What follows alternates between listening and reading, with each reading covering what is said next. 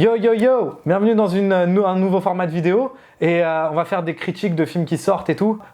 Quelle originalité! En l'occurrence, j'ai l'intention de le faire quand j'ai l'impression d'avoir quelque chose d'intéressant à dire ou à partager.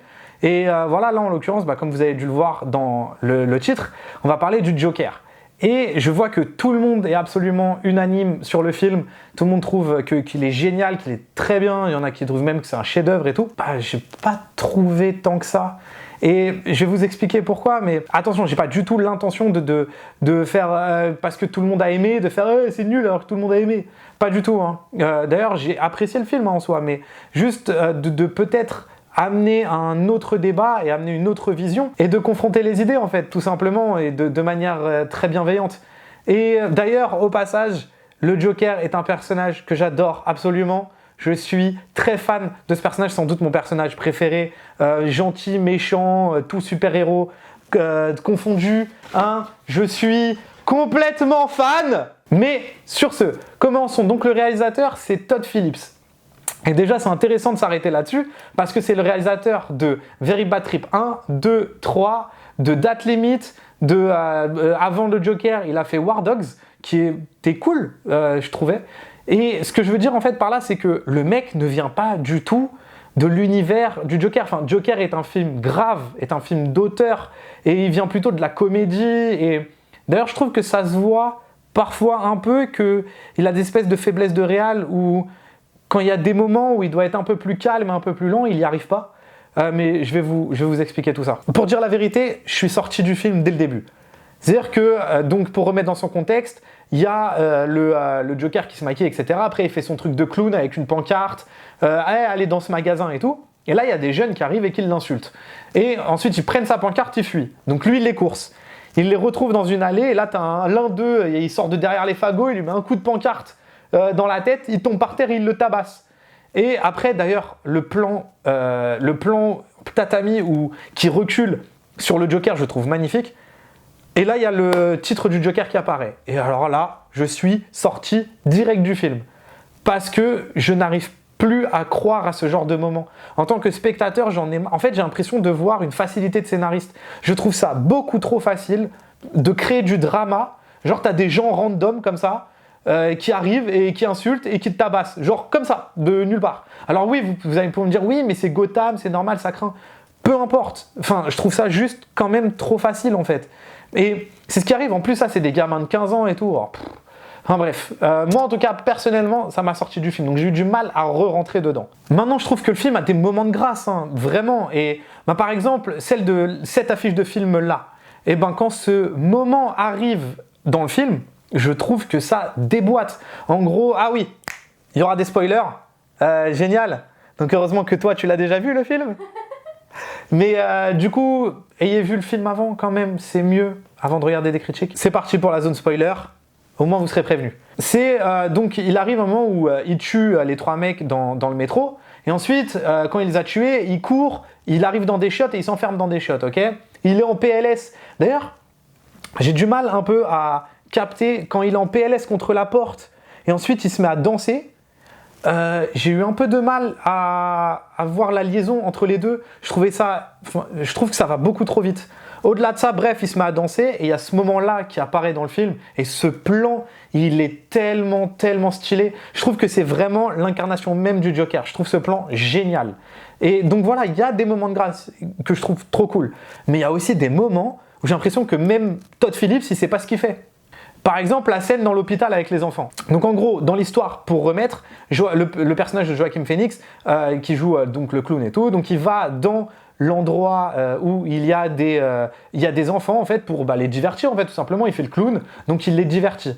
Et à ce moment-là, quand ça arrive, la caméra fait n'importe quoi. C'est-à-dire que le mec fait un plan large, ensuite il fait un gros plan, ensuite il fait une contre-plongée, ensuite la caméra elle est loin là-bas, ensuite il te fait un plan tatami. Enfin, je veux dire, c'est-à-dire qu'il n'y a plus aucun sens. C'est-à-dire que le mec, on a l'impression soit il sait pas où placer sa caméra, soit il a tellement peur que les gens s'ennuient dans ce genre de scène qu'il se met à faire plein de plans et qu'au montage, il les monte pour dynamiser la scène. Mais au final, on perd tout l'intérêt et la force de ce moment-là. Parce que quand le gun il tombe par terre et que les gosses le voient, j'ai rien ressenti du tout. Parce qu'il y a tellement de plans tout le temps que quand le plan arrive où le gun tombe, j'ai l'impression qu'il était perdu dans un marasme de montage pourri en fait. Et j'ai trouvé que ce genre de moments en fait sont un peu gâchés. Mais pour moi, le plus gros problème du film, il se situe dans le scénario. C'est-à-dire que, comment ça marche? À Hollywood, en fait, il y a un espèce de pattern qui fonctionne pour quasiment tous les... Franchement, majoritairement des scénarios sont construits comme ça. Donc, tu as un acte 1, un acte 2, un acte 3. En général, l'acte 1 dure une demi-heure, l'acte 2 dure 1 heure, et l'acte 3 dure une demi-heure. Donc, ça te fait un film de 2 heures. Pour passer entre chaque acte, il y a quelque chose qu'on appelle des points d'intrigue. Okay, et en gros, c'est un événement qui permet justement de basculer de l'acte 1 à l'acte 2. L'événement de premier point d'intrigue, donc qui permet de passer de l'acte 1 à l'acte 2, dans le Joker, c'est quand il tue les mecs dans le métro. Et donc, après, tu as ce plan où il danse et tu as ce plan mode Joker. Et moi, j'avais l'impression qu'on commençait déjà à rentrer dans le Joker. Et pourtant, j'ai l'impression ensuite que l'acte 2, pendant 1 heure, c'était l'acte 1. C'est-à-dire que il ne devient pas le Joker. Pas du tout. C'est-à-dire que pendant ce moment, il y a un moment de Joker, ok, mais après, il continue de se chercher, il continue d'être le personnage, d'être Arthur Peck, mais genre vraiment totalement. Genre le Joker est nulle part, il continue de se construire et ils essayent de continuer de créer des dramas et tout. Et en fait, je me suis ennuyé, j'ai trouvé ce film long à cause de ça, parce que j'avais l'impression de me retaper ce que j'avais déjà vu pendant une demi-heure. Et d'ailleurs, le personnage féminin, honnêtement, il sert à rien. Franchement, il sert à une chose, c'est montrer que le mec, il a une psychose. En gros, on comprend que du coup, il avait imaginé tous les moments où il était avec elle. Mais déjà, tous les moments où il est avec elle ne servent à rien. Et si ça sert que à expliquer par rapport à la psychose du personnage, mais on n'en a pas besoin. Le personnage, on sait qu'il est déjà fou. C'est-à-dire qu'on n'a même pas besoin de ces moments-là pour le décrire en plus. Donc on enlève ces moments-là du film, le film ne change pas, le propos ne change pas, et même nous, émotionnellement, en tant que spectateurs, ça va rien du tout influer au film. Mais ce que je trouve symptomatique de l'erreur dans le scénario, c'est la construction du Joker.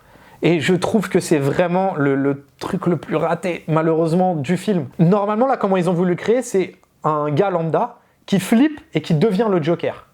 Sauf que dès les premières minutes du film, moi, j'avais l'impression de voir le Joker, en fait. Parce que ils ont construit Arthur Peck, c'est comme ça qu'il s'appelle, hein.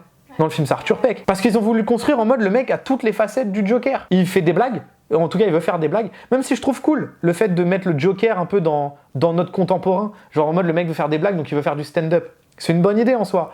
Mais donc le mec veut faire des blagues, ensuite il est malade mental, donc déjà ça rajoute un peu à une psychose, et en plus de ça, sa maladie, c'est quoi? C'est d'avoir des fous rires dans des moments inattendus.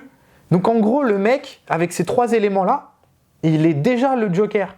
Donc moi, personnellement, j'ai pas du tout vu d'évolution.